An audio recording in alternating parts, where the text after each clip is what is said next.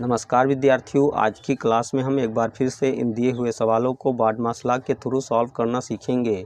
तो विद्यार्थियों, इन सवालों को सॉल्व करने से पहले हम यह समझ लेते हैं कि आखिर में बार्डमास लॉ होता क्या है। तो विद्यार्थियों, यहाँ पर बार्डमास लॉ को कुछ इस प्रकार से प्रदर्शित किया गया है, इसको हम समझ लेते हैं। यहाँ पर बी का तात्पर्य है ब्रैकेट्स अर्थात कोष्ठक, तथा ओ का तात्पर्य है ऑफ अर्थात का, तथा डी का तात्पर्य है डिवीजन अर्थात भाग, व एम का तात्पर्य है मल्टीप्लिकेशन अर्थात गुणा, व ए का तात्पर्य है एडिशन अर्थात जोड़, तथा एस का तात्पर्य है सब्ट्रैक्शन अर्थात घटाओ। तो विद्यार्थियों, यहाँ पर बार्डमास लॉ कहता है कि सबसे पहले हम ब्रैकेट्स को सॉल्व करते हैं, अर्थात इस तरह के सवालों में अगर कहीं पर भी ब्रैकेट्स दिया हुआ है तो ब्रैकेट्स को अर्थात कोष्ठक को हल करते हैं। फिर इसके बाद में ऑफ अर्थात का, अगर कहीं पर भी का है तो का को सॉल्व करते हैं, का के स्थान पर गुणे का चिन्ह लगा देते हैं।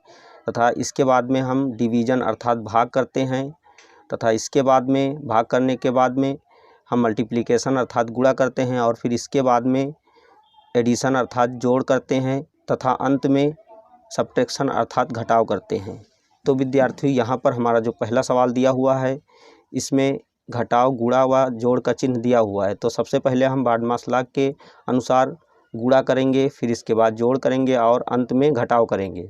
तो यहाँ पर हम बराबर का चिन्ह लगा देते हैं और संख्या 28 को ऐसे लिख लेते हैं, माइनस का चिन्ह लगा देते हैं। अब 5 का 7 से गुणा करते हैं तो 5 7 35 होता है, तो यहाँ पर हम संख्या 35 लिख लेते हैं और प्लस का 7 लिख लेते हैं।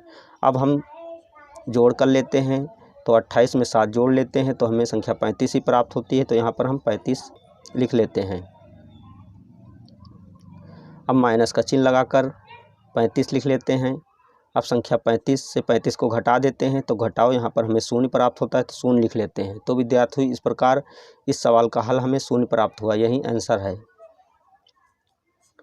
अब हम दूसरे सवाल को भी बार्डमास लॉ के थ्रू सॉल्व कर लेते हैं।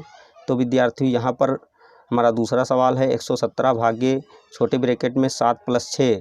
तो बार्डमास के नियम के अनुसार सबसे पहले हम इस ब्रैकेट को सॉल्व करते हैं, बराबर 117 भागे। अब यहाँ पर ब्रैकेट्स को सॉल्व करने का तात्पर्य है कि ब्रैकेट्स के अंदर जो संख्याएं लिखी हुई हैं चिन्ह के साथ में, उसको हल करना। तो यहाँ पर 7 + 6 लिखा हुआ है, अर्थात 7 में 6 जोड़ना है, तो 7 में 6 जोड़ते हैं तो हमें संख्या 13 प्राप्त होती है, तो यहाँ पर हम संख्या 13 लिख लेते हैं। अगले स्टेप में अब हम यहाँ पर देखते हैं भाग का चिन्ह लगा हुआ है, अर्थात संख्या 13 से संख्या 117 को भाग देना है, तो हम भाग दे देते हैं। तो संख्या 13 से संख्या 117 को भाग देने पर भागफल हमें 9 प्राप्त होता है, तो यहाँ पर हम 9 लिख लेते हैं। तो विद्यार्थियों, इस प्रकार इस सवाल का हल हमें 9 प्राप्त हुआ, यही आंसर है। तो विद्यार्थियों, इसी तरह अब हम तीसरे सवाल को भी बार्डमास लॉ के नियम के अनुसार हल कर लेते हैं। यहाँ पर बराबर का चिन्ह लगा देते हैं, तथा माइनस के 17 को ब्रैकेट के अंदर ऐसे ही लिख लेते हैं। अब प्लस का चिन्ह लगाकर यहाँ पर संख्या 8 लिख लेते हैं और भाग का चिन्ह लगा देते हैं, तथा इस ब्रैकेट को हल कर लेते हैं। तो यहाँ पर 7 - 3 है, तो 7 से 3 घटाएंगे तो हमें 4 प्राप्त होगा, तो यहाँ पर हम 4 लिख लेते हैं। अगले स्टेप में माइनस के 17 को इस तरह लिख लेते हैं, अर्थात ब्रैकेट को हटा देते हैं। अब प्लस का चिन्ह लगा देते हैं, तथा संख्या 4 से संख्या 8 को भाग देते हैं, अर्थात ब्रैकेट को सॉल्व करने के बाद यहाँ पर देखते हैं ऑफ का दिया ही नहीं है, तो हम भाग करते हैं। तो 4 से 8 को भाग देने पर भागफल 2 प्राप्त होता है, तो यहाँ पर हम 2 लिख लेते हैं। अगले स्टेप में अब हम जोड़ कर लेते हैं, अर्थात माइनस के 17 में जब 2 जोड़ते हैं तो हमें माइनस का 15 प्राप्त होता है, तो यहाँ माइनस का 15 लिख लेते हैं। यही जो है आंसर है, अर्थात इस सवाल का हल हमें माइनस का 15 प्राप्त हुआ। अब हम चौथे सवाल की बात करते हैं। तो विद्यार्थियों, हमारा चौथा सवाल है माइनस का 3 छोटे ब्रैकेट में, प्लस का चिन्ह माइनस का 6 छोटे ब्रैकेट में, और भाग का चिन्ह व माइनस का 3 छोटे ब्रैकेट में।